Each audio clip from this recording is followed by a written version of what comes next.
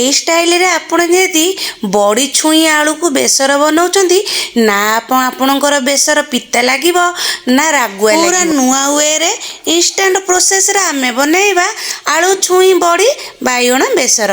ନମସ୍କାର, ମୌସୁମୀ ଖାନା ଖଜାନାକୁ ଆପଣମାନଙ୍କୁ ଅନେକ ଅନେକ ସ୍ୱାଗତ। ଦେଖନ୍ତୁ ଏଇଠି ମୁଁ ବାଇଗଣକୁ ଏମିତି କାଟି ନେଇଛି, ଆଳୁକୁ ବି କାଟି ନେଇଛି। ଏଇଟା ସରୁ ଛୁଇଁ ମୋର ଅଛି, ସେଥିପାଇଁ ମୁଁ ଆର ଏମିତି ଚୋପା ଛଡ଼େଇନି। ଆପଣଙ୍କର ଛୁଇଁ ଯଦି ଟିକେ ପାକଳ ଥିବ ତାହେଲେ ଏମିତି ଆପଣ ଚୋପା ଛଡ଼େଇ ପାରିବେ। ତାପରେ ଦେଖନ୍ତୁ ଆଳୁକୁ ବି ଏମିତି ସରୁ ସରୁ କରି କାଟି ନେଇଛି, ଟମାଟୋକୁ ବି ଲମ୍ବା ଲମ୍ବା କରି କାଟି ନେଇଛି। ଏଇଠି ଦେଖନ୍ତୁ ମୁଁ ଶିମ୍ବ ନେଇଛି ବା ଆପଣ ତାକୁ ଝଟା ବି କହିପାରନ୍ତି, ତାକୁ ମୁଁ 2 ଫାଳ ଲେଖେ କରି କାଟି ନେଇଛି। ଆ ବ୍ୟତୀତ ଆପଣ ଆଉ ଯାହା ବି ପରିବା ପକେଇବେ ଯେମିତି ସାରୁ ଆଉ ବୋଇତାଳୁ ତାହା ବି ଆପଣ ପକେଇ ପାରିବେ। ତାପରେ ନେକ୍ସଟ ଷ୍ଟେପକୁ ଯିବା, କଡ଼େଇରେ ଆମେ ତେଲ ଟିକେ ଦେଇ ନେବା। ଦେଖନ୍ତୁ ଏଇଠି ମୋ ପାଖରେ ଛୋଟ ବଡ଼ି ଅଛି, ଆପଣଙ୍କ ପାଖରେ ଯଦି ଫୁଲ ବଡ଼ି ଥାଏ ସେଟା ବି ଆପଣ ନେଇପାରିବେ, କିନ୍ତୁ ଏ ବଡ଼ି ବି ନେଲେ ଚଳିବ। ଏ ବଡ଼ି ପକେଇଦେଲି ଆଉ ତାକୁ ଭଲ ଭାବେ ଟିକେ ଭାଜି ନେଲି। ଲୋ ଟୁ ମିଡ଼ିୟମ ଫ୍ଲେମ୍ କରି ଆପଣ ବଡ଼ିକୁ ଭାଜି ନେବେ। ଯଦି ହାଇ ଫ୍ଲେମ୍ରେ ଭାଜୁଛନ୍ତି ତାହେଲେ ପୋଡ଼ିଯିବ। ଦେଖନ୍ତୁ ବଡ଼ି ଭଜା ସରିଗଲା। ତାପରେ ସେ କଡ଼େଇରେ ହିଁ ସୋରିଷ ତେଲ ଟିକେ ଦେବା। ଏଇ ତରକାରୀରେ ସୋରିଷ ତେଲ ଦେଲେ ବହୁତ ବଢ଼ିଆ ଲାଗେ।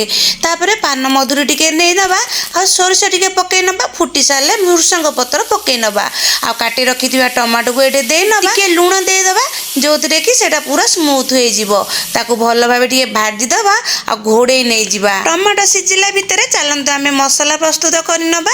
ଏଇଠି ମୁଁ କଳା ସୋରିଷ ନେଉଛି, କଳା ସୋରିଷ ଜାଗାରେ ଆପଣ ଧଳା ସୋରିଷ ବି ନେଇପାରିବେ, ନହେଲେ ଏଇଥିରୁ ଅଧା ଚାମଚ ସେଇଥିରୁ ଅଧା ଚାମଚ ବା ମିକ୍ସ କରି ମଧ୍ୟ ନେଇପାରିବେ। ଏଇଠି ମୁଁ 3 ଚାମଚ ସୋରିଷ ନେଉଛି ଆଉ ହାଫ୍ ଚାମଚ ମୁଁ ଦେଉଛି ଜିରା। ସେଇଥିରେ ଶୁଖିଲା ଲଙ୍କା 3-4ଟା ଦେଉଛି। ଆଉ ଗୋଟେ ଟିପ୍ସ କହୁଛି, ଆପଣ ଏଇଥିରେ ହଳଦୀ ଗୁଣ୍ଡ ଟିକେ ପକେଇବେ, ପାଣି ଦେଇ ବାଟିବେ। ହଳଦୀ ଗୁଣ୍ଡ ଦେବା ଦ୍ୱାରା ଆମର ସୋରିଷ ବଟା ପିତା ଲାଗିବନି ଆଉ କଲର ବି ବହୁତ ବଢ଼ିଆ ଆସିବ। ଆପଣ ଚାହିଁଲେ ଏଇ ବାଟଣରେ ରସୁଣ ଅଦା ପକେଇ ପାରିବେ। ଯେହେତୁ ମୁଁ ବିନା ପିଆଜ ରସୁଣରେ ବନାଉଛି ସେଥିପାଇଁ ଅଦା ରସୁଣକୁ ସ୍କିପ୍ କରିଛି। ତାପରେ କ'ଣ କରିବା, ସେ ସୋରିଷ ବଟାରେ ଆମେ ପୁରା ପାଣି ଫୁଲ କରି ନେବା, ଯେମିତି ଗୋଟେ ପତଳା ସ୍ଲରି ହେଇଯିବ। ଦେଖନ୍ତୁ ପୁରା ପାଣି କରି ଏମିତି ଘାଣ୍ଟି ନେବେ ଯେମିତିକି ତାର ଖଦା ସବୁ ତଳେ ରହିଯିବ, ଉପରେ ପୁରା ପାଣି ପାଣି ହେଇ ରହିବ। ତ ନେକ୍ସଟ ଚାଲନ୍ତୁ ଦେଖିବା ଘୋଡ଼ଣି କାଢ଼ି ଆମର ଟମାଟୋ ଏଠି ସଫ୍ଟ ହେଇଯାଇଛି। ତାପରେ କ'ଣ କରିବା, ଗୋଟେ ଷ୍ଟେନର ନେଇଯିବା। ଆମେ ସୋରିଷ ବଟା ଯେଉଁ ପାଣି କରି ରଖିଥିଲେ ସେଇଟାକୁ ଏମିତି ଛାଣି ନେବା। ତାକୁ ମଝିରେ ମଝିରେ ଏମିତି ଘାଣ୍ଟି ଦେବେ, ଫଳରେ ପାଣିଟା ପଳେଇବ ତଳକୁ ଆଉ ଉପରକୁ ଆମର ଖଦା ଯାକ ରହିଯିବ। ଏଇ ପ୍ରୋସେସ କରିବା ଦ୍ୱାରା ଆମର ବେସରଟା ବହୁତ ସ୍ମୁଥ ଆଉ କ୍ରିମି ହେଇଯିବ ଆଉ ତାର ଖଦା ବାହାର କରିବା ଦ୍ୱାରା ଆମର ପେଟ ବି ଖରାପ ହେବନି କି ବେସର ରାଗିଆ ଲାଗିବନି। ତାପରେ ଦେଖନ୍ତୁ ଆପଣ ଯେତିକି ଦରକାର ଆପଣ ପାଣି ଦେଇଦେବେ। ତାପରେ ଆଳୁ ପକେଇ ନେବେ, ହଳଦୀ ଗୁଣ୍ଡ ମରିଚ ଗୁଣ୍ଡ ପକେଇବେ ଆଉ ଲୁଣ ପକେଇ ନେବେ।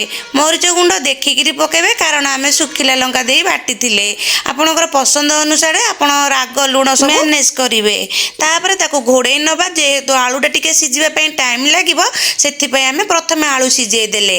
ତାପରେ ଟିକେ ସମୟ ପଡ଼ିଲା ପରେ ଆମେ ଘୋଡ଼ଣି କାଢ଼ି ନେବା ଆଉ ଯେତିକି ଆମର ପରିବା ଥିଲା ସବୁ ପରିବାକୁ ଏଇଠି ପକେଇ ନେବା ଆଉ ଟିକେ ଘାଣ୍ଟି ଦେଇ ପୁଣି ଘୋଡ଼ଣି ଦେଇଦେବା। ଏଇ ବେସର ତରକାରୀଟା ଆମର ସବୁ ଓଡ଼ିଆଙ୍କ ପ୍ରିୟ ଖାଦ୍ୟ, କିନ୍ତୁ କିଏ କେଉଁ ପ୍ରୋସିଜରରେ ଏଇ ବେସର ବନାନ୍ତି ସେଇଟା ଦେଖିବା କଥା। ତାପରେ ଘୋଡ଼ଣି କାଢ଼ି ନେବା। ସେଥିରେ ମୁଁ ଏବେ ଗ୍ରୀନ୍ ମଟର ମିଳୁଛି ସେଥିରୁ ଟିକେ ଛଡ଼େଇ ଦେଇଛି। ଆଉ ଗୋଟେ ଦେଖନ୍ତୁ ମୁଁ ଆମ୍ବୁଲ ପକେଇ ନେଇଛି। ଆପଣ ଚାହିଁଲେ ଅଧିକ ଟମାଟୋ ପକେଇ ପାରିବେ, ନହେଲେ ଆମ୍ବୁଲ ମଧ୍ୟ ପକେଇ ପାରିବେ। ସେଇଟା ଆମ୍ବୁଲ ଟିକେ ପକେଇ ଦେଇକି ତାକୁ ଭଲ ଭାବେ ଘାଣ୍ଟି ଦେଇଛି। ଆଉ ଗୋଟେ କଥା ଦେଖନ୍ତୁ, ଆମେ ୟାକୁ ବାଲାନ୍ସ କରିବା ପାଇଁ 1 ଟେବୁଲ ସ୍ପୁନ୍ ଆମେ ଏଇଟା ଚିନି ଦେବା। ଦେଖି ନେଉଛି ମୁଁ ଏଇଟେ ସିଝିଛି ନା ନାହିଁ ଆମର ଆଳୁ ଏଇଟା ପୁରା ସିଝିଗଲାଣି। ପୁରା ଲାଷ୍ଟରେ ଆମେ ବଡ଼ିକୁ ପକେଇ ନେବା ଆଉ ତାକୁ ଗ୍ୟାସର ଫ୍ଲେମ୍କୁ ବନ୍ଦ କରି ନେବା। ଆଉ ଆମର ଏଇଟା ରେଡ଼ି ହେଇଗଲା ଆମ ସବୁ ଓଡ଼ିଆଙ୍କର ଫେମସ୍ ଆଳୁ ବଡ଼ି ବାଇଗଣ ବେସର ତରକାରୀ। ଭିଡ଼ିଓଟିକୁ ଲାଷ୍ଟ ଯାଏ ଦେଖିଥିବାରୁ ଆପଣମାନଙ୍କୁ ଅନେକ ଅନେକ ଧନ୍ୟବାଦ। ଭିଡ଼ିଓଟି ଯଦି ଆପଣଙ୍କୁ ଭଲ ଲାଗୁଛି ତାହେଲେ ଲାଇକ୍ ସେୟାର ନିଶ୍ଚୟ କରିବେ। ଯଦି ଚ୍ୟାନେଲରେ ନୂଆ ଅଛି ତାହେଲେ ସବସ୍କ୍ରାଇବ୍ କରିବାକୁ ଭୁଲିବେନି। ପୁଣି ନେଇ ଆସିବି ଆଉ ଗୋଟିଏ ଇଣ୍ଟରେଷ୍ଟିଂ ଡିଶ୍। ସେ ପର୍ଯ୍ୟନ୍ତ ରହୁଛି। Take care. ଜୟ ଜଗନ୍ନାଥ।